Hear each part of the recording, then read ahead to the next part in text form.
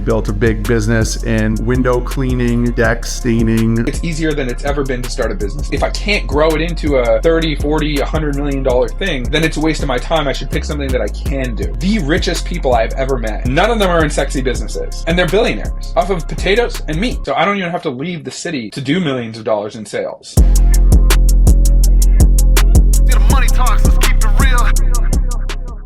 Dan, welcome to Money Talks. Dan's in Toronto, fellow Montrealer. You built a big business in window cleaning, deck staining, all kinds of fun stuff. Yeah, you're just locked in on business building, scaling. So 2025 resolutions, let's talk on that a little bit. What were the things that you think were actually just like a terrible waste of time, but in the moment felt really urgent? I don't think anything is like a terrible waste of time. I think it's mostly about like what's your return on effort. And I forget if it was Vanguard or there was some study that was done of the number one trait that top performing CEOs of, multi-billion dollar companies had.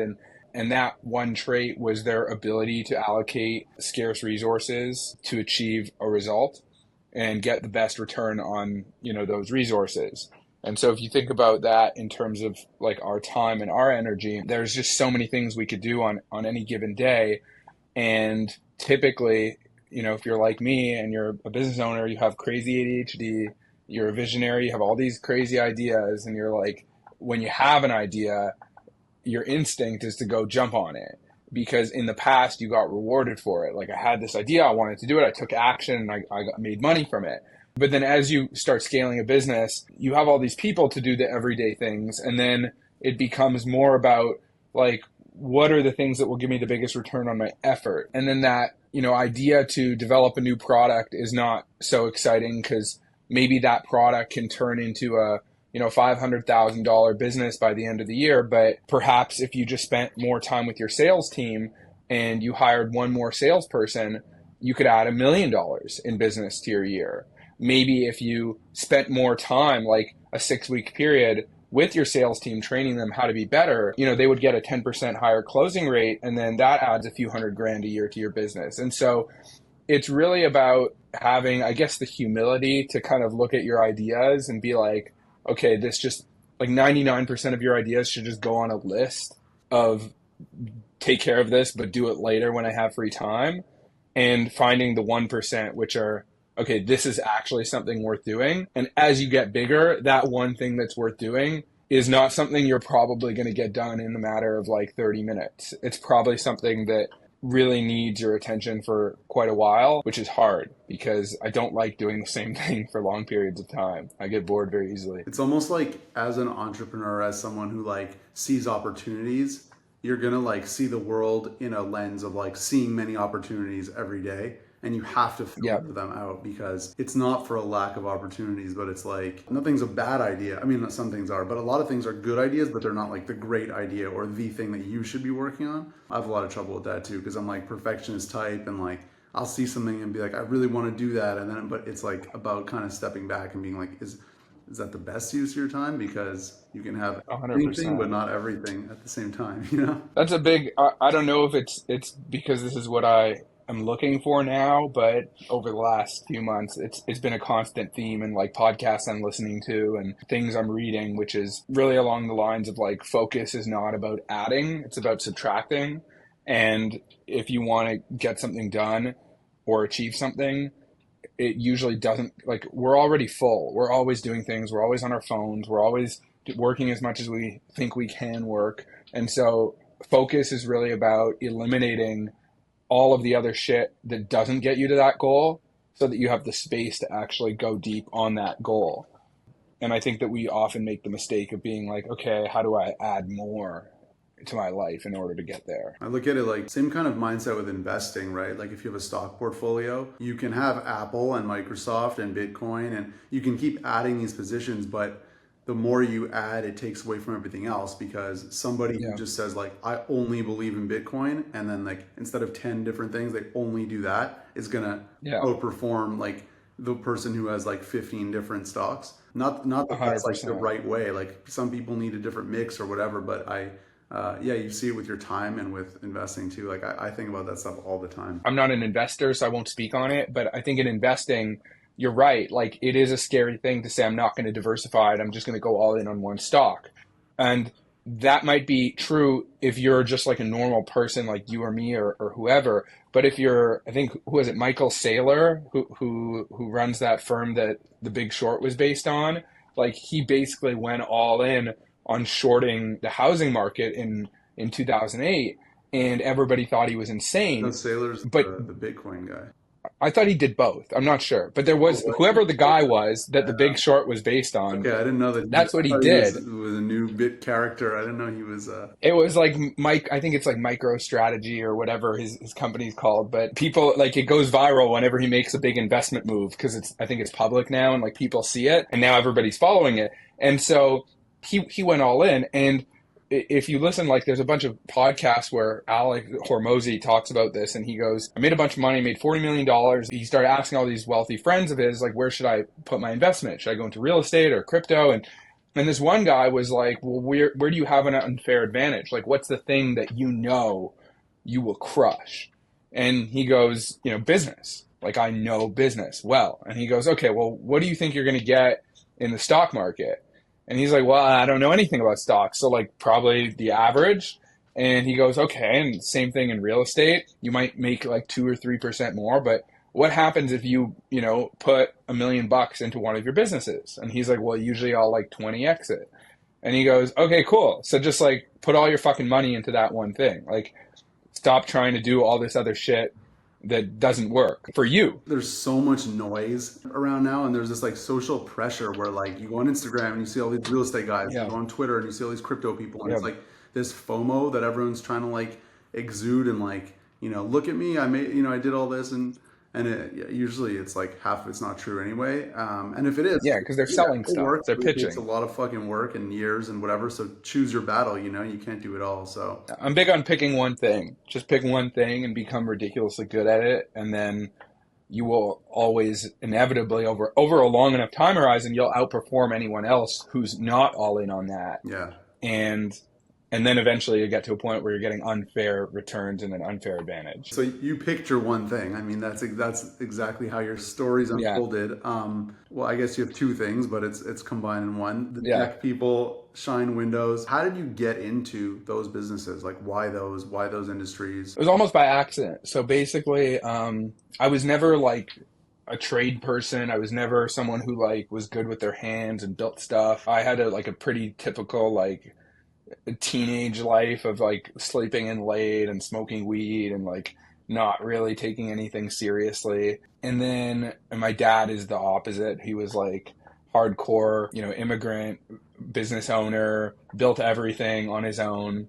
And when I was signing up for university, I had to choose whether I wanted to go into the arts because I thought maybe it'd be cool to learn like 3D animation, or business because those were my two interests. I thought about law and I was like, I don't have the patience to do all the reading for law. And I asked myself, which is, in hindsight was a good question, but at the time I didn't realize it. I said, I want to be the best at whatever I do. And do I really think that I'm artistically gifted enough that I could be the best, designer or animator? And the answer was no. I was like, I like it, but I don't think I could be the best at it. There's way more people better than me. But I think business, like, I could be good at, like, who knows? And so I signed up for business school, and within like the first week of class, I realized that it's basically a sham, and that no one actually teaches you how to run a business there. Most of your teachers have never run a business before. And so there was this like broken thing where business school doesn't teach you how to run a business. It teaches you how to work inside a company, which I didn't really want to do.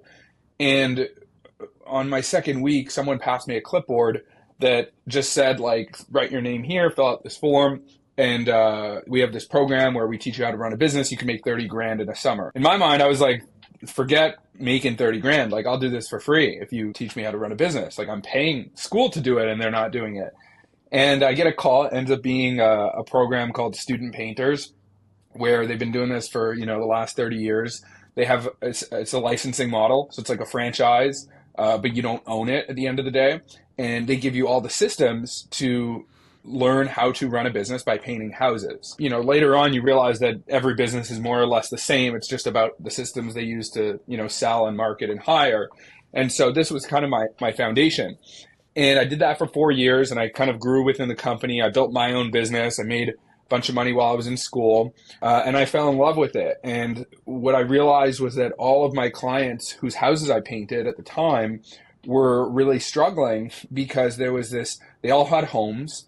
Most of these homes were worth over $1 million, and it was so tough for them to find people to take care of these homes. They needed someone to cut their grass, to shovel their driveway, to paint their house. And they would always complain. Like, it was rare you would hear a positive experience with these people. And so they usually were one of two categories. They either had a local guy who was who was like decent but not that reliable, or they had a big company who didn't care. And so I figured, well, what if we just deliver like really grade A service, and we do care, and we do all the things that are just like you would think so basic, like just show up on time and treat people with respect and want to do a good job, then it might work. And once that kind of clicked in my head, I tested it while I was there. It started working. I graduated, I left the company, and I tried a bunch of other businesses. You know, they were all kind of like get rich quick schemes, whether it was like crypto or start making music, or I was always chasing this idea of something that was sexy. And then I was like, well, this window cleaning and painting thing, it really worked when I did it. I could just do that and make it bigger. You know, you do a job and you get paid the same day. So it's a pretty straightforward model. And we did that.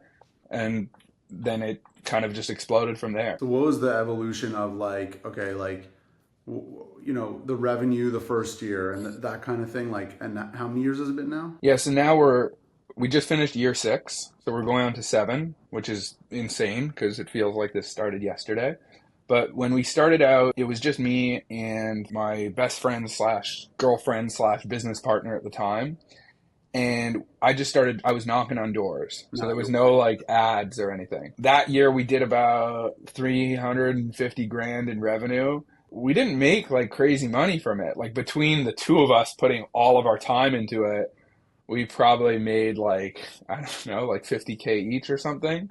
But the way that it kind of just all worked itself out, it seemed to be smooth. It was a lot smoother than other businesses we'd run. And so we just said, you know, I think this is the thing. I think this is going to work. And then we grew. And in my end of my second year, I convinced our two best friends in Montreal to quit their jobs and move here to kind of help us run sales and operations. Before that, so in my second year, we did about $1 million in revenue, and I was capped. Like, I was working 95 hours a week. I checked my call log on my phone. I was averaging about 110 phone calls a day. I was the salesperson. I was the complaint line. I was the hiring guy. I was doing all the training. So my phone wouldn't stop ringing, and I couldn't focus on anything. And so once I brought them in, that helped a lot, and we scaled up from there. And now we're doing about mid 7 figures, I would say. We're gunning for 8, and I'm just trying to get there without lowering the quality of what we're doing. So it was like a pretty like constant, like first year 300K, then $1 million, then kind of now you're year 6 and mid 7 figures. So pretty like constant. There wasn't like something where it just like completely 10x, or you know how some businesses go. No, like typically when you get like a 10x, there has to be either something that has this like infinitely scalable model, which is, let's say, like software. The way I would think about it is like the amount of employees that you need to customer ratio is a lot lower. So you can have thousands of customers per employee on a software, but in a service business, like, you need physical employees to actually do the job. So it's harder to scale. It's slower, but it's obviously more consistent and reliable, and it's a safer bet. How does it work? Like, I think one of the biggest things that people have confusion on, people throw around these revenue numbers, and like, as you know, revenue is just so like, it can mean a lot of things. If you have a consulting business and you do $1 million a year, then that's pretty much, you know, probably 95% profit, and you might have a couple expenses that are like a flight or something. But many businesses like yours, where you actually have to pay people to do the work and the job of the windows, or, you know, if you have an e-commerce company, like the revenue almost doesn't mean anything in terms of like profit or take home. Like, can you explain with whatever you want to say what that actually means for profit, and then what that For actually sure. means for your cash flow as an owner? Because that's different too, right? A business can make $1 million profit, but then you might be reinvesting it. And so like, I think there's a lot of confusion with that too. Obviously, like every business is different. And when you're a one man show, it's easy to say like whatever you don't spend on flights is a profit. But obviously, even in consulting, like if you have 25 consultants on your payroll that are helping you, then you have those expenses. And so typically, I would say in like the grand scheme of the business universe, a saying that I really like is that revenue is vanity and profit is sanity. And everybody online will tell you the top line revenue numbers that they do. All of these videos that people make, they're all talking about revenue. And it's meaningless and garbage because 90% of these people that are making, $5 million dollars a year or say they've done $5 million, dollars, they're making 10% profit on it, which is $500,000. And sometimes the ones that I've seen that are crazy, they're telling you numbers that are a cumulative number of all of the revenue they've done in their whole career. And so you never really know like who to believe or who's telling you the truth or not. From what I've seen across the board, a healthy margin in most businesses that you want to strive for is 30%. So if you're netting 30% profit at the end of the day, that gives you enough room to like grow and move forward and reinvest. What I would say average in the trade industry and the service industry is people are probably going between 5 to 18% is what most companies are at.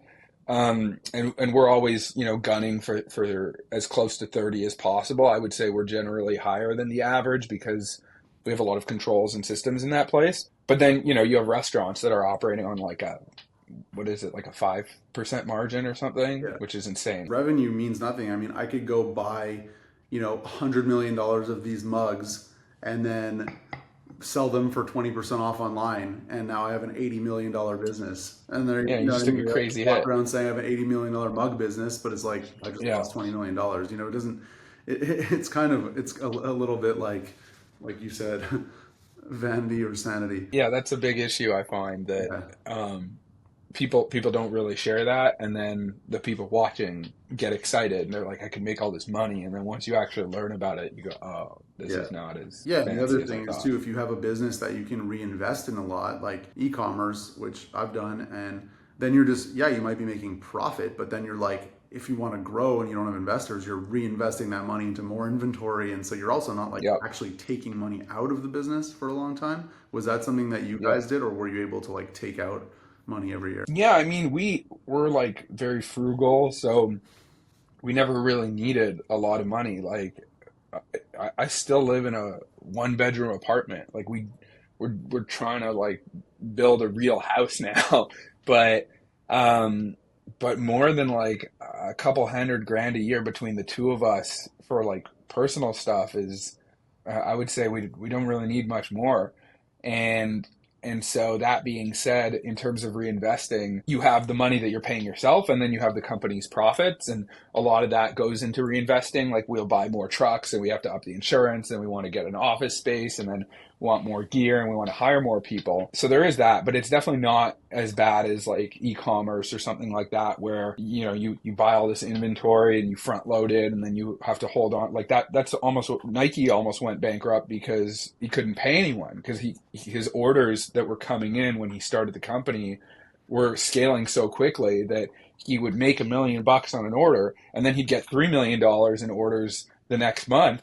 And so he was always living in this gap between, my business is about to explode, but I don't have enough money to buy the inventory. We fortunately don't have that problem. Cash flow has never been an issue. I know there are a lot of trade businesses that do have cash flow problems.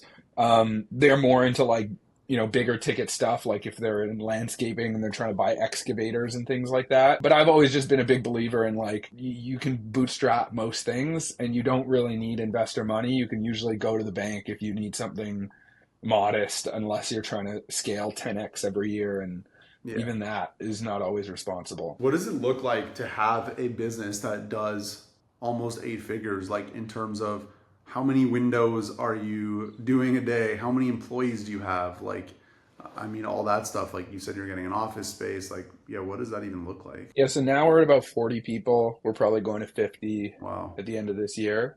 So that's kind of crazy because I used to, know everybody, and now like there's guys who work here that I've never even met, which is wild. And between decks and windows, we're about 50-50, and we do, I think we did just under 4,000 jobs this year. So we're doing a few hundred jobs a week at this point. And why did you separate the two? Because I know you're big on focus and you're like, that this is your thing, but why is there two brands, two companies? Are they one company and it's just branding? Or is it kind of like a ghost kitchen where they like make a fry restaurant so that they can brand it separately? Almost. It started that way. Basically, what happened was we were just a window company at the beginning, and we were, like any startup, you're scrappy and you're just saying yes to everything because you want to make money. And I would never really recommend that someone does this in like a window company starts doing painting because the two are not that synergistic. But it just so happens that because we had a really great, like deep background in painting, we did that. And it started out 80-20, 80% cleaning and 20% painting. And then we got to a point where we said, the painting is not worth it anymore. It's a big headache. There's, warranties, there's problems with stuff. All the painting we were doing was outdoors because we didn't want to, deal with indoors for a whole bunch of other reasons.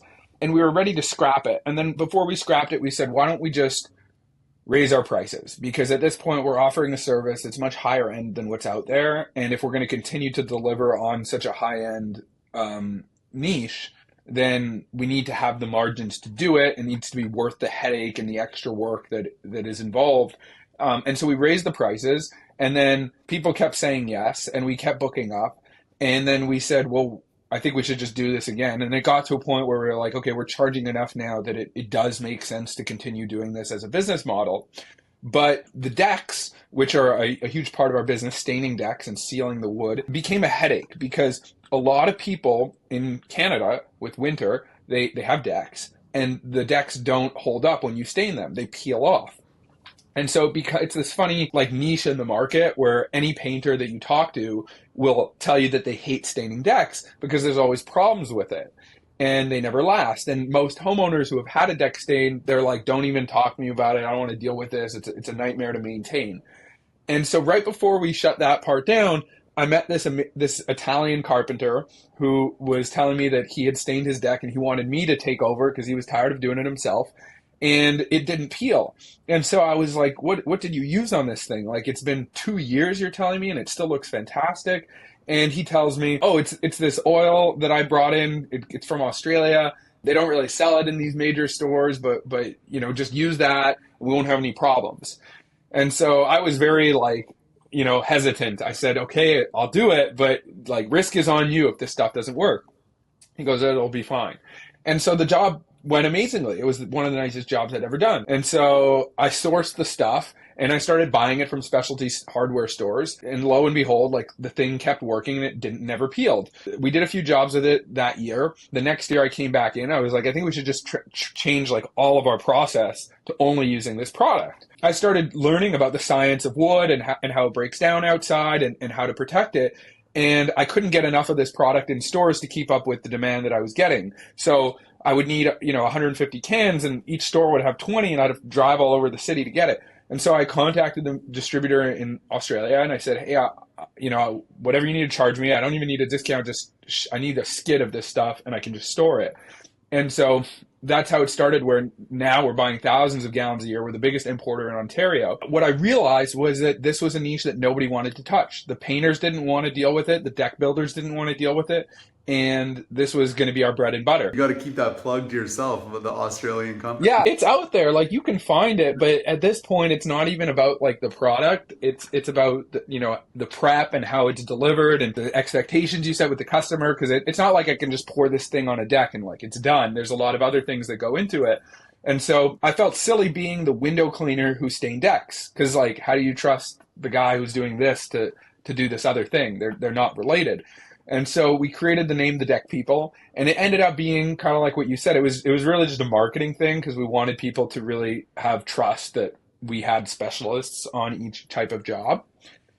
And then we figured out a way to make them work together. Like there's a seasonality to windows that balances out with decks. There's periods of the summer where you can do one more and you can't do another more.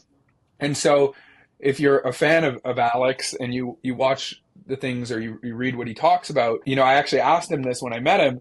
I said, the number one thing you preach is focus on one thing. And here I am doing two things, even though it's technically one business. So do you feel like I should cut one out because there's too much friction? And now I have these two brands and it's a whole thing. And he's like, well, it's once you scale up, every business has a certain amount of friction. And so if the two are tied together and they're supporting one another, it's very different from having two totally separate businesses. Another thing he talks about a lot is having a lead magnet, which is something that's either free or really cheap that can attract customers in the first place. And then if your average customer is worth a lot of money, then it works out. And so for an example of what that means is, let's say, Starbucks gives you a free coffee. That's a lead magnet. It costs them 50 cents. They give you the coffee. But the average Starbucks customer is worth like several $1,000s, I think, because, they're there for life. At that point, you just do the math and you're like, if every, 100 coffees I give out cost me 60 cents, that means I spend $60 on 100 coffees. And if every 100 coffees I get one customer for life, that means I'm getting $6,000 over the next 10 years from this customer, and it cost me $60. And so that clicked for me because I said, the windows and gutters are something that everybody needs all the time, and it's really cheap, and it's easy to say yes to do it. And it's easy to deliver on too. Like if I do everything right, the customer's happy. The next year, when that customer needs their deck stains or their house painted, I'm top of mind. And because I really over-delivered for them on that $200 or $300 job, now they don't even question it. They're like, of course I'm going to use Dan's company to do my deck. And so this is where that flywheel has started to kind of pan out this year, really, where I realized that we're not a window company that does decks, and we're not trying to do two separate things. We're using the cleaning as a base to build up a customer list, and we're using the staining as a revenue engine to pump that whole machine continuously. Yeah, it goes together. So a lot of people want to start businesses. Like I feel like this is one of the biggest disconnects where if you asked, I'd say most people, that work a 9-to-5 job, if you said like, do you want to leave? Would you want to do your own thing? Like many people would be like, yes, I hate my job, or I want the freedom, or I'd love to start a business. But people don't know how, and they don't know what to do. And it seems like this big, like crazy thing to tackle. But I think especially people like you show that it's like actually very simple to start. So like, what would you say are like, someone who's like that, like I want to start a business, I don't know what to do, what would you say like the biggest things are? And you might have not known these things when you started, but right now, like. Yeah, it's a great question. I think, I'll tell a story that I think would help more than just advice. Because the advice I want to say is advice that most people wouldn't really like to hear, which is you just start and you figure it out as you go. And if I were to deconstruct, why it's so easy for me to just start, and other people it's a lot harder, is I think each person is on a spectrum of their risk profile and what risk they're willing to take on. And I think that, if this is, I'll jump off a cliff and not worry about it. And this is like, everything needs to be mapped out and planned perfectly before I even like make the first phone call. I'm probably like right over here. And so I just am ready to jump into most things, and I don't really think about how long it's going to take or what it's going to cost in failure, or what happens to my ego. Like I just go and do it. And so I think that that's the number one trait of business owners, is they're willing to just get started. But I still do have an issue with that to an extent.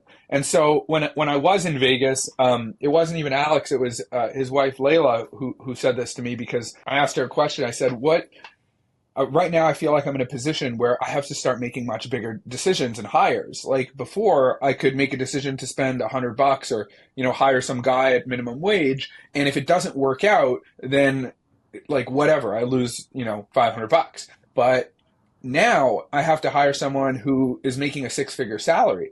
And I feel like I'm not doing it, or I'm afraid of doing it, because of all of the time and energy it will spend for me to spend 6 months finding them, hiring them, training them, and then they don't work out. And I've just lost half a year of something I could have put other focus on. And I lose all the money I would have paid them. And then maybe I get sued, and there's all this stuff that could happen. And I said, so how do you feel I should like go about doing this? And she kind of just like looked at me and like laughed at me. And she's like, well, you are going to fuck it up. And I was like, okay. And she goes, that's it. Like, you're going to fuck it up. So once you just accept the fact that like that is not something that you need to avoid, but it's actually the cost of your learning to get to that next level, that's when you get a big unlock. And so they call it an ignorance tax, which is if you don't know something, the only way to learn it is by paying for it with your time or your money. And so essentially what she was telling me was, you have to go and try to hire 3 of these people. You have to spend however many tens of thousands of dollars it's going to cost you, or $100,000 it's going to cost you to fail through that. Hire the wrong person. Learn what the right person looks like. Learn how to do what you need to do. And then once you've spent all that time and energy and money on it and you actually learn it, then it clicks. And then you can go out and crush it and win and move on to the next level. And so to circle this back to people starting out, I think it's easier than it's ever been to start a business now. I think you obviously have to have like the EQ and like the intelligence of, you know, don't be broke and have 3 children to feed and decide to like quit your only source of income to go and start a business tomorrow. But I think that most people have something that they're either interested in or that they understand really well. It doesn't have to be a passion. It could just be something where you have an idea where you feel you could deliver on it. I would say your first 5 businesses are probably going to fail. So there's no point in thinking that you're going to come up with this like amazing, sexy idea and start a tech company, because unless you're a software developer, tech companies are usually a terrible idea. And I think that you just need to go out and start and expect the failure. And if you expect the failure and you see it rather than something to avoid, and you see it as something that is a learning mechanism, then all of a sudden you go, well, if I just fail faster, I can learn quicker. And if I can learn quicker, I can get to my goals quicker. Most people make the mistake, like when people tell me, I get all these messages on Reddit. Sometimes I'll post on Reddit or on Facebook groups to help others in the industry. And I would say like 80% of the messages I get are from people who haven't started their business yet. And they're like, hey, could you just hop on a call with me? I'd love to pick your brain. And so I don't even take I'll call people, but I won't take those calls. Because if you haven't started yet, then there's nothing that I'm going to do on a 1-hour phone call with you that's really going to change your life. Like, my answer is usually, go start. And then that prompts them to ask, well, I don't know how to start. And then I say, well, let's say you want to do window cleaning. I go buy some squeegees, go on YouTube, type in how to clean a window, and then knock on some doors and offer people like for free or for like $50 for a stupidly low rate to clean their windows, and just practice on all those people. And then once you're good and you figure it out, then you can figure out marketing and sales and hiring and all this stuff. But like, you got to figure out how to do it properly first. And I think now with, social media and everyone thinks that it's like start business, go to $1 million in sales. And there's this like at least minimum 3-year gap it takes in between. Like, I've never seen anyone achieve real success in less than 3 years at anything, unless you're Elon Musk and you've spent the last 30 years building businesses, in which case, every business is the same and you're just, plug and play at this point. A lot of people who are trying to start focus a lot on like the idea, like what's my business idea? Or you hear people be like, somebody will come out with a product and they'll be like, I thought of that 3 years ago. And it's like, you kind of laugh when you know that it's just like, that doesn't mean anything, like I just said that to someone the other day. I asked someone, Peter Thiel, one of the founders of PayPal with Elon, I think it was him that said it. He goes, if your idea, I asked the guy what he told me he wanted to start a business. I said, what's the idea? He said, I don't really want to share the idea before I start it. And I'm like, you're worried about someone stealing it? He goes, well, yeah, that's what they say. And I go, no one who's ever started a business before will tell you not to share your idea because someone's going to steal it. Yeah. It's all people who have never done it. And Peter Thiel he said, if your idea is so simple and easy that someone can just steal it and go and beat you to it, then it's not a very good idea, because someone would have already done it by now and they would have beat you to it, or they'll see you start it and then they'll do it. So people don't appreciate the amount of execution that goes on in even the most simple businesses that you need to master in order to succeed. It's funny, like that's the biggest difference, you know. Once you go through it, then you realize like it's all about execution. 100%. You said something to me that was really interesting, because I asked you like I have like, you know, I'm always doing 50 different things and I can't choose what I want to, you know, really focus on and whatever. And I'm like, how do you just like do one thing or two things that are like objectively kind of boring, you know, like cleaning windows is not the sexiest thing to do, but you just like focus on that and you're like, I'm going to do this for 30 years and just compound. And that's like the true way to win. And like you told me that once you get to a certain level of business, you realize that it's all the same. So it doesn't matter what you're doing. That like stuck with me. Yeah. It's so true. It's like, you know, you're not cleaning windows. Like it doesn't matter if you're selling shoes or textbooks, or at the end of the day, now you're hiring, right? You're hiring management people and you're looking at like year-end profits. And it's kind of like, once you scale up, it doesn't really matter. Is that something that sticks with you? Yeah, I think that you don't need to be passionate or like really excited about what you do in order to make money at it. Like at the end of the day, passion and excitement makes it easier to put in the work, because the formula for success is a certain amount of work, and then that achieves success. And that work needs to happen over and over and over again for you to get as good as you need to get. And most people give up on stuff before they put in that amount of work because they're not excited or they're not interested, or their North Star isn't enough to motivate them. And so for me, like I love business. I'm super passionate about business. I could talk about business all day, every day, to anyone. So that helps, because the thing that I'm selling or doing doesn't matter. What matters to me is like, you know, I like to be the best at what I do. And I always am very curious and I want to learn. And right now, the thing that excites me the most is understanding how to beat the next boss, how to be better at all the things that I'm not good at now. So how do I understand how to build teams? How do I, you know, develop a custom software for us? How do I scale this thing to, you know, $100 million one day? And so I think, to answer your question about how do you focus on one thing, I have like a very thin razor for what I use to measure whether or not something is a good opportunity. And then I just make every decision through that. And so one of those questions that I ask myself is this thing scalable? Like how big can I scale it? Because if I'm going to do something, then I want to pick something that I can go deeper on over the next 30 years. And if I'm running an Airbnb rental business, or I don't know, selling lemonade on the street, if I can't grow it into a 30, 40, $100 million thing, then it's a waste of my time. I should pick something that I can do. The thing that most people don't realize is most businesses can scale to that level. It's just a question of how much work it would take and what the margins are on the business to see if it would be worth to actually get to that point. So, you know, some of my, like the richest people I've ever met, whose houses I work on, none of them are in sexy businesses. One family sells potatoes, and it's $1 billion company. Another one sells meat, which is also $1 billion company, and that one's not even public. I think it's privately held. And they're billionaires off of potatoes and meat. And so, you know, those are things that are infinitely scalable because the whole world consumes meat and the whole world consumes potatoes.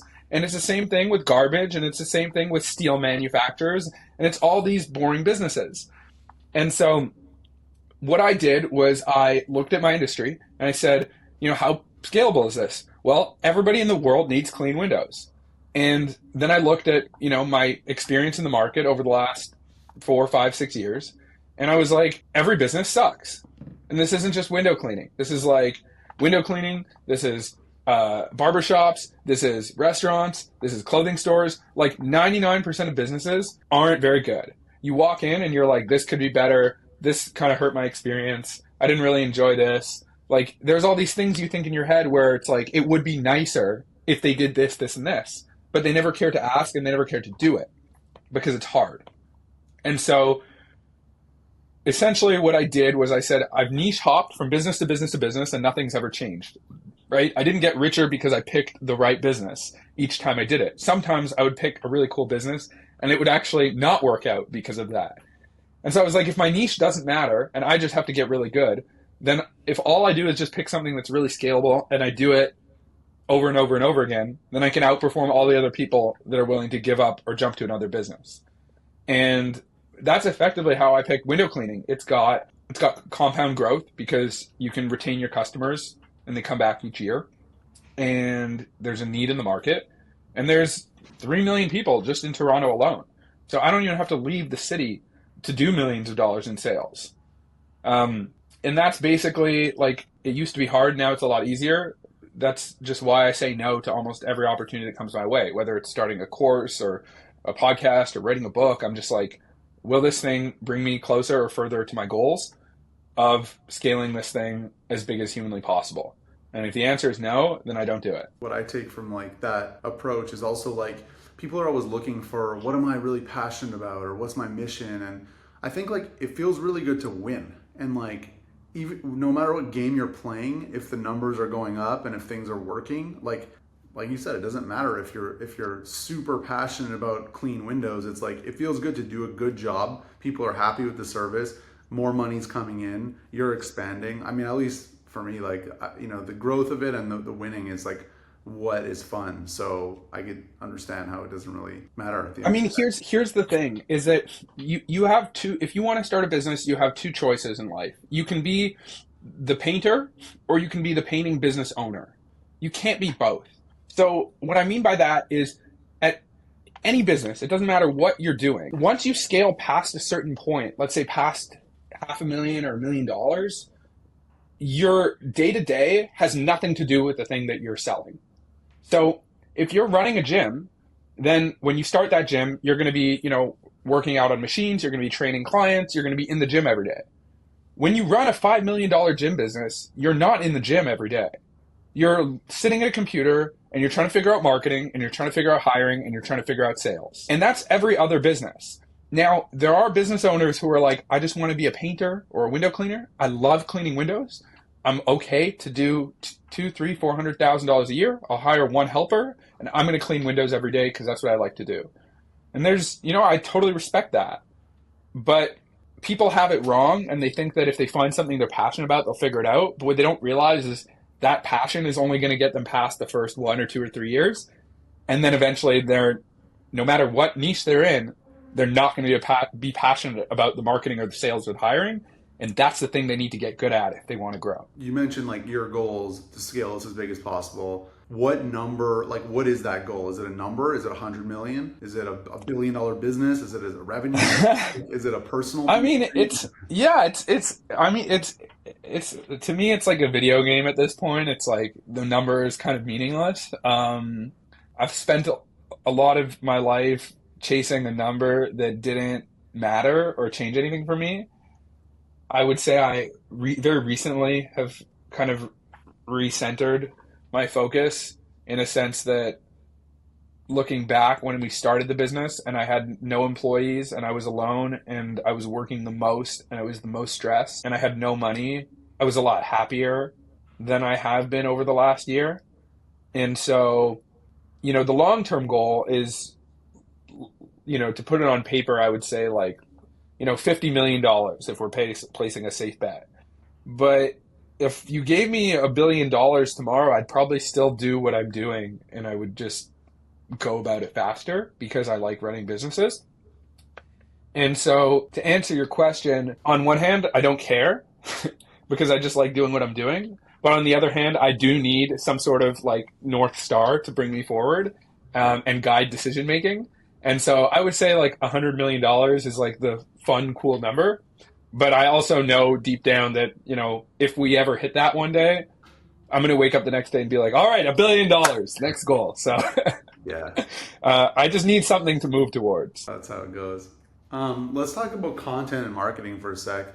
So like, I know that's been a big part of your shift the last couple years of you doing personal content and for your businesses, like what things, I mean, now you have millions of views on some videos, you've gone viral, like what things have really worked and what difference has that made on the business? I would phrase my answer in terms of like advice I wish people had told me 2 years ago before I started making content that would have made my life a lot easier and saved me tens of thousands of dollars and 2 years of my life. So, number one piece of advice is views don't equal money. You can get 2 million views on something, unless you're like a creator and you're literally getting paid per view, which we're not. That's not our business. And I think most creators I know that have hundreds of thousands of followers, their biggest struggle is how to monetize.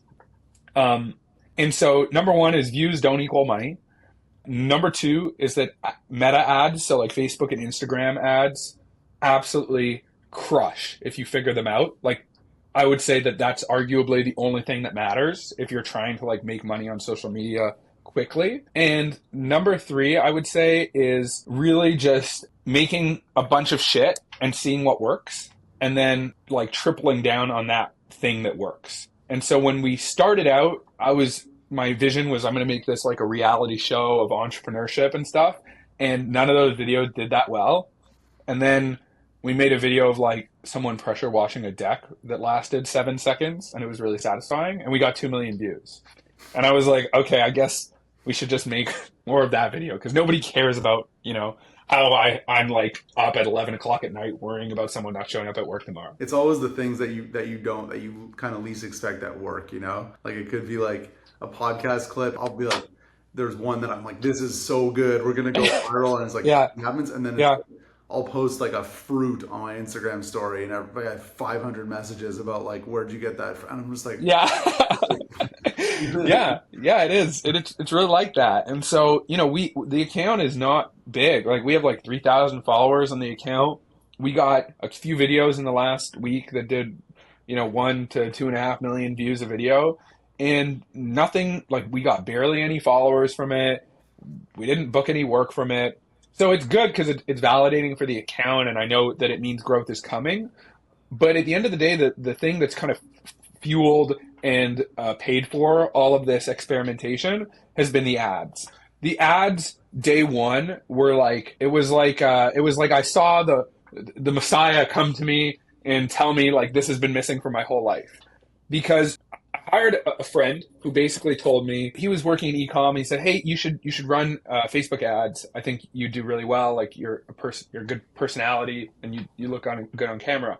And I said, "Well, how does it work?" And he goes, "Well, you pay me, a couple grand a month, and I'll run your ads." And I said, "Well, what happens if it doesn't work?" He's like, "I'll do it for free for a month, and then if it works, you can pay me." I said, "Okay, well, that sounds like a really good deal." And so the only piece of advice he really gave me when I started was just send me as many videos as you can in the form of like this kind of skeleton structure of what an ad should look like and let me do the rest. And the biggest mistake that most business owners make is they don't spend enough time making ads. And so they make an ad, it doesn't do that well, and then they think ads don't work.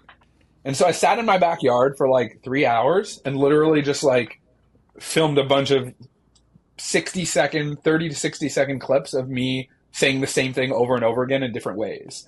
And it was essentially the one that did the best was me standing in my backyard in the alleyway behind my house, pointing at a neighbor's fence that's like really old and ugly and just going, "Hey, here's who I am. I run this business. If you live in Toronto and you have wood that looks like this, it's disgusting, it's ugly, it's moldy, then we have a solution for you." And then I walked 10 feet over to my other neighbor's fence and I said, "Look at this. I stained this 3 years ago. It still looks amazing.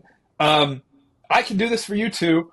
Click the link below and I will personally call you and I will solve your problem." And the ads did okay, but that one video out of the 15 versions we made ended up getting like a 20x return on our spend. Meaning I spent 5 grand on that ad to pump it out to the world, and I brought back $100,000 worth of revenue from that ad, which is insane considering that all of my business has come from knocking on doors where I have to physically like go to someone's house. Like it's a lot of work, it's a lot of effort, and Google. And so that we did that for a month. At the end of the season, it worked. And then the next season I said, well, maybe we got lucky. I'm going to try this again and we're going to see if we can scale it up. And it worked over the last 10 months. And we just started pumping that, and we ended up driving about $1 million in sales from these ads with very little effort on the marketing side. Like, I put my credit card in and then I run the ad, and then the biggest effort that it is to like sell to people and to talk to them and to call them and to filter through all the time wasters. And so that really gave me a hope to say, well, if I can do this at scale, like really now sales are unlocked. Like, I could put my credit card in, and as long as people want what I have, I could just increase the amount of money I spend, and I could probably bring in $10 million of business tomorrow if I really wanted to. So now that I know I can do that, I also know I'm not ready for it. Like, I don't have the infrastructure to support that much demand. So what do I have to fix now? Well, I have to make sure like we can hire more people. I have to make sure the service quality is always on point. I have to make sure we have the software to do it. I need a bigger sales team. And so now I'm very excited this year to kind of scale that up, because we have to hire a sales team and build all that out. But when we were hanging out in LA, that was like my biggest advice to creators that I was meeting who were trying to figure out how to monetize their following. And they had this idea or this thing they wanted to sell, but they didn't know how to sell it to their audience. And I said, well, if you just like run ads to your audience, it'll take time and some money, but I think that's your best bet. And I think that's the thing that most people aren't ready to do yet. I remember when Facebook ads came out, and before, like, I had a cookie company, I was trying to hack together Facebook. So the only thing you could do is like invite your friends to your page, and that's 100% of your audience saw your posts. Like, there was no like algorithm. So I was going to the library in Montreal, and I was giving people cookies and being like, hey, if I give you a free cookie, can you let me make you an admin of my page so I can invite all their friends? So I'd get like their friends, and I'd get 8 people, and they all had a range of friends. And there was like 2,400 new people on the page. And then one day I was just like, wait, you can do ads now? And I like tried it, and I was like, oh yeah, this is like magic. You know, you just like pay a little bit and save all that effort. Crazy. And back then, Facebook ads were like, there was no like security on data monitoring. And so you could literally track everything in everyone's phones. And so not only was it really, really effective, but it was also really new. And so because no one else was running ads, the cost of ads were really low. Let's do some like rapid fire stuff. What productivity hacks do you have? I have a lot of things that none of them have really like been a hack that worked really well. The biggest hack is delete all the shit on your phone that isn't productive, and go through the withdrawal of like not checking your Instagram, because I don't have the self-control to just not look at Instagram. I just got this for Christmas. I got like a timer to time out, to like sit down for an hour and just like work on it. But yeah, last year I was all about that. I was like, I got my blue light glasses, and I had a Whoop and ice bath in my backyard, and I had this whole routine. And in the end, like, it was kind of all bullshit. And I just realized that the biggest hack is get enough sleep, work out in the morning, do all of my most important shit in the morning, and don't leave it till later, and go to bed early. Fair enough. And that's kind of like, that's been the best days that I have are if I follow that routine. Do you have any tools, softwares, items, gear that you use that you like just swear by? I would say like not so much personally, but more in the business. Like, we use Slack to communicate with our teams, Google Calendar. Like, if something's not on, if you're not using a calendar, then your day is basically just like randomly happening. So I'll try to like schedule everything in, even if I don't have a super busy day. So that's like most of my life, you know, just randomly happening. Yeah, well, exactly. But the problem is when you have like 400 things living in your brain, and you start to get busy, it's like, it's not on the calendar, it doesn't exist in my mind. Yeah. Or it has to live in my brain rent free. So it's like that jar with the rocks, you know, that thing where it's like if you put the big rock, yeah. And then the sand can always fit in, but like if you just pour sand in, you have no room for the rocks. So that is a hack that I would say worked. So one of the biggest things that my wife Kendra actually convinced me to do last year that helped a lot is, like, I always have shit coming in my brain, and I have a lot of anxiety and like frustration because I have all these thoughts. And then if I don't just like obsessively execute on those thoughts immediately, then I'm just always thinking about it. And because I'm thinking about it, I can't focus on other things. And so I literally made a list on my notes app on my phone that says like daily to do, waiting on somebody else, and to do but not urgent. So it's like urgent, not urgent, and waiting for somebody else. And so I just have a list of like any idea that comes into my head or something I need to do that's like not important or not urgent. I just put it on that list so I can tackle it sometime later. Then I don't have to worry about like forgetting it. And then anything that I need to do is just like on a list in the order I need to do it. And then anything that I'm like, I'm waiting for the bank to get back to me or this software or someone else to fix something, I put it on that list so that every day I look at that list and then I'm like, oh yeah, I forgot about that. I should go follow up with this guy. So I would say that's been hugely helpful, putting everything in your calendar. And if you're someone who's like starting out and you want to be productive, but you're not sure how, the number one greatest activity you can do is, I think it's called like the 168-hour exercise. And that's where you just spend a week going about your week and you document every single thing you do, whether it's like going to the bathroom, eating, showering, waking up, on your digital calendar. And then at the end of the week, you can look back. You can actually see how much time you spent on each thing. And most of the time, you'll look back and be like, oh, wow, I only actually got 3 hours of work done each day. But I spent the other 10 hours doing some bullshit that didn't matter. What's something that you do that's weird, that would be really weird to most people? I have no secrets. There are no secrets within my business, meaning between myself, my wife, and our two business partners who we're best friends with, everything is open. Meaning, like, if I get into a fight with my wife about some shit, like, I can totally just talk about it in front of them. And if she's upset with me, she can just go ahead and say it in front of them. And if one of them is having like some personal issues with their girlfriend or whatever, we just talk about it. And it's not always easy. Like, it's definitely a difficult thing to do when you're like in your like vulnerable state and other people are watching. And I think that most of the world would never do that. And everybody, thinks that they should have some secrets. But I think that the biggest growth is unlocked when all the people close to you know your deepest, darkest shit and can hold you accountable to fixing it. What excites you right now besides growing and scaling your business? Is there anything, either it could be within business, but building a house?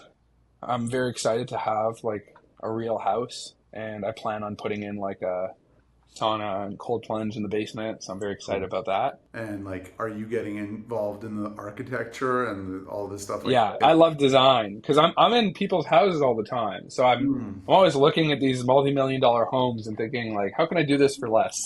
So you're thinking like, I like that fireplace. I like that cold plunge. Yeah.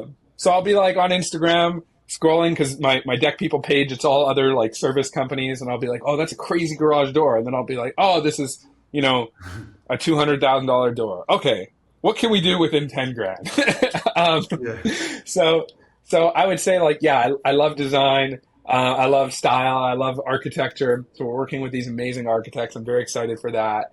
And I would say the other thing I'm very excited for this year is really like being back to my roots of like doing what makes me happy. I think I said it earlier that like for the last few years, I haven't been as happy as I was when I started. And that's, I think, because I became obsessed with things that didn't really bring me like fulfillment. I started becoming this person who kind of like lived in an ivory tower and tried to manage my business from the clouds. And this year I'm really getting back into the weeds of it. I'm doubling down on like therapy and personal coaching and just like really trying to be like a normal human being that is that's like working on myself. So I'm very excited for that too. Nice. So you kind of answered this, but I like asking people what you would do if you had $1 billion right now, and what you would do if no matter what you did, you only made 20K a year. You kind of answered both because you're just like, no matter what, I'd be doing this. Yeah. But is that the answer? Or I mean, the 20K a year I think is different because there's like that forces you to do a lot of things. The $1 billion thing, yeah, I think I would keep doing this because if I tried to do, like, there are periods in my life where I don't work. Like, I'll decide to go, even just now, it was like Christmas, the company shut down for 3 weeks. I spent the last, I haven't played video games in a decade. Like I actively chose not to buy any video game console because I knew that it would be a distraction. And I just decided last week, I was like, I think I'm ready for it. And so I got a PlayStation and I was so excited to play Call of Duty. And for the last 3 days, I basically played Call of Duty like every day. And yesterday I played it for like 7 hours straight. Like my goal was to burn out my desire to play Call of Duty because I wanted to want to go back to work. And I succeeded. Like I was so sick of it by the end of the day that today I was like, I don't even want to look at this thing. Like I just want to go back to work. And so what I realized is that I can only go so long without working before I crave it. And I think that humans we need struggle. We need, happiness is getting what you want, but real fulfillment is giving what you've got. And I think that we need to be working hard to give everything our all each day. And whether that's going to the gym and busting your ass or starting a business or just, like really making an effort at something. And so I think if I had $1 billion, a nicer car, sure, is nice. And like traveling, I can already travel. Like traveling is not that expensive when you really like aren't trying to stay at the Four Seasons and resorts and stuff. Relatively, I think it's affordable to most. And so I think I would come back to this business because I wouldn't know what else to do. I would probably just spend more money on like, lifestyle things. Like I'd probably hire a chef. And if you could only make 20K a year max, what would you do? Yeah, I would probably move to a country where my dollar goes really, really far, like somewhere in Central America. And I think I would just like optimize entirely for lifestyle and just like live on the beach and start some sort of like smoothie stand or something, or surf rental business. Because if you're not going to make money, then you might as well just like, have the money go the furthest, and then beyond that, just do what you enjoy every day. And because, there's no upside, right? So, well, that's why I think it's a good thing. It's a good exercise to think about, because it's like, oh, wait. And then you kind of figure out what, like, if money's not a factor, like, what would I actually spend my time with? And for some people, yeah, it's like you kind of get a thing where it's like, oh, I'd go on the beach. And then you're like, well, you could do that now if you want, or you could take a couple weeks and go and, Yeah, I think I see money as like a means to personal development, basically. Like if I have an extra however many millions of dollars, like I see it as a means to go and invest more in learning, in hiring people to teach me things that I want to learn, in taking care of my family, in terms of like having a nicer travel lifestyle. And there's a drop off of diminishing returns, right? Like after you make a couple $100,000 a year, like your lifestyle doesn't really change that much, like enough for you to be that much happier on every $100,000 that you make. Like whether you drive a Honda Civic or you drive a Ferrari, at the end of the day, like you're not that much happier in it. It's cool, but it's not going to change things drastically for you. If you could go back 10 years with all these lessons, what would you tell yourself? I would tell myself to put all my energy into focusing on getting the foundations right and not being anxious and trying to rush the process of growing faster. Because I think that the lessons that I'm trying to learn this year are things that I could have learned 3 or 4 years ago. And I wanted to skip all those steps and avoid, the low level stuff so that I could jump and, run a big business. And I think that you need to do that in order to run a big business. And now it's all catching up with me. And I'm like, oh, I suck at this, or I'm not as good as I want to be at that, because I tried to just like move quicker. And so had I just done that from the beginning, I think I could have gotten there faster. Cool. Yeah, man. Thank you for coming on. Thanks for having me. We covered a lot of ground, some good lessons. I watch a lot of your episodes, so I was excited to do this. Hell yeah. This is going to be a good one. Yeah, I ain't really got a flex. Been putting work in, so you know what to expect.